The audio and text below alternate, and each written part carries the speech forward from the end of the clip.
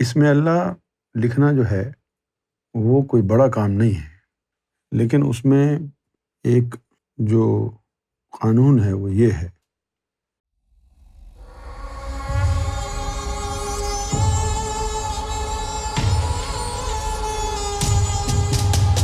اللہ تعالیٰ نے مومنین کو 3 حصوں میں رکھا ہے۔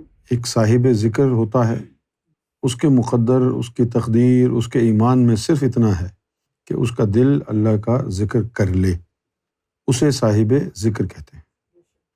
ایک مقام مومن کا اس سے بڑا ہے، اس میں دل میں اسم اللہ کے ذکر کے ساتھ ساتھ اس کو اللہ کی طرف سے تصور بھی عطا ہو جاتا ہے، اسے صاحب تصور کہتے ہیں۔ اور آخری مقام، بڑا مقام مومن کا وہ ہے جس میں قرآن نے کہا ہے اولئک کتب فی قلوبہم الایمان، جن کے مقدر میں صاحب اسم ہونا لکھا ہے، صرف انہی کے دل پہ مرشد اللہ لکھتا ہے۔ وہ لکھ تو سکتا ہے لیکن اللہ کو منظور نہیں ہوگا تو لکھنے کے بعد پھر چلا جائے گا، وہ ٹھہرے گا اس کے دل پر جس کے مقدر میں ہوگا۔ کیونکہ اگر اس میں ذات اللہ جو ہے وہ لکھ دیا جائے تو پھر ذکر چلے نہ چلے فرق نہیں پڑتا۔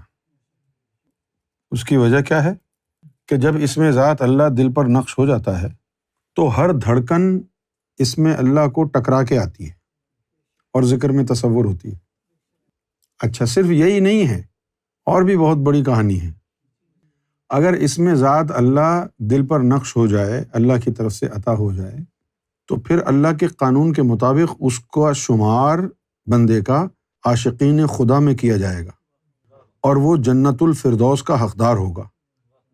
اس میں ذات اللہ کا قلب پر نقش ہونا، عطا ہو جانا، یہ اس بات کی گارنٹی ہے کہ اللہ نے اس بندے کو اپنے عشق کے لیے چن لیا ہے، ولایت کے لیے چن لیا ہے۔ صحیح ہے نا؟ اب ہر آدمی کا ایمان ایک جیسا تو نہیں ہوتا ہے۔ لوگ یہ سمجھتے ہیں کہ بھئی یہ روحانی لوگوں کے ہاتھ میں ہے، جس کے چاہے لکھ دے۔ نہیں، ایسا نہیں ہے۔ لکھنے کا تو وہ لکھ سکتے ہیں، لیکن اللہ نے ایک قانون بنایا ہے نا کہ بھئی اس کا مقام یہاں تک رکھنا ہے، اس کا مقام وہاں تک رکھنا ہے، اور جن کو اس میں ذات دینا ہے، تو جن کو اللہ نے عشق میں داخل کرنا ہوتا ہے، جن کو اللہ تعالیٰ نے جنت الفردوس میں دیدار کے لیے چننا ہوتا ہے، تو ان لوگوں کے دل پر اللہ اس میں ذات عطا کرتا ہے جو سنہرے حروف سے لکھا ہوا ان کو نظر آتا ہے۔ سب کے لیے نہیں ہے یہ۔ کیوں نہیں ہے سب کے لیے؟ اللہ کی یہی مرضی ہے۔ اب یہ تو آپ اللہ سے پوچھیں کہ سب کے لیے کیوں نہیں؟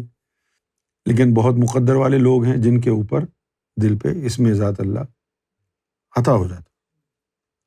مجھے عطا ہوا تھا اس میں ذات اللہ، لیکن میرے ساتھ ایک معاملہ یہ ہوا کہ ہم کراچی میں تھے، سرکار کے ساتھ آستانے پہ تھے، سرکار کراچی کے آستانے پہ تشریف لاتے ہیں۔ تو ایک دن جو ہے سرکار نشست فرما کے اور اپنے کمرے میں چلے گئے۔ بڑا ہال ہوتا تھا جہاں سرکار گفتگو فرماتے، اور جب گفتگو ختم ہو جاتی تو دروازہ کھول کے اندر کمرے میں چلے جاتے۔ تو سرکار گفتگو ختم کرنے کے بعد اندر کمرے میں تشریف لے گئے، تو اب ہم کو وہاں بیٹھ کے ذکر کی محفل کرنی تھی۔ اب ذکر کی محفل شروع ہوئی، اللہ کا ذکر چل رہا تھا، اللہ اللہ۔ اچانک ذکر کے دوران خیال آیا کہ یہ کیسا ذکر کر رہا ہے تو کہ مرشد کی طرف پیٹھ ہے، مرشد کی طرف پیٹھ ہے تیری۔ تو دل سے یہ نکلی کہ پھر مجھے ایسا اس میں ذات نہیں چاہیے جس کی وجہ سے مرشد کی طرف پیٹھ کرنی پڑے۔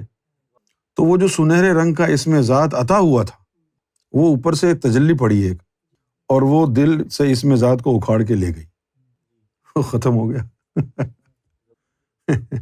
عطا تو ہو گیا تھا۔ وہ تجلی آئی اور اس نے یوں اکھاڑا دل سے اس سنہرے رنگ کا چمکتا ہوا، اور وہ چلا گیا۔ اس کے بعد پھر میں نے یہ دیکھا کہ چند لمحوں کے بعد ایک اور تجلی آئی اور اس نے دل پر گوہر شاہی نقش کر دیا۔ ایسا ہوا۔ تو اگر وہ قلب پر رہتا اس میں ذات اللہ تو ہمارا شمار بھی عاشقان خدا میں ہوتا، لیکن وہ تو چلا گیا، اب تو نہ جانے کہاں شمار ہوگا۔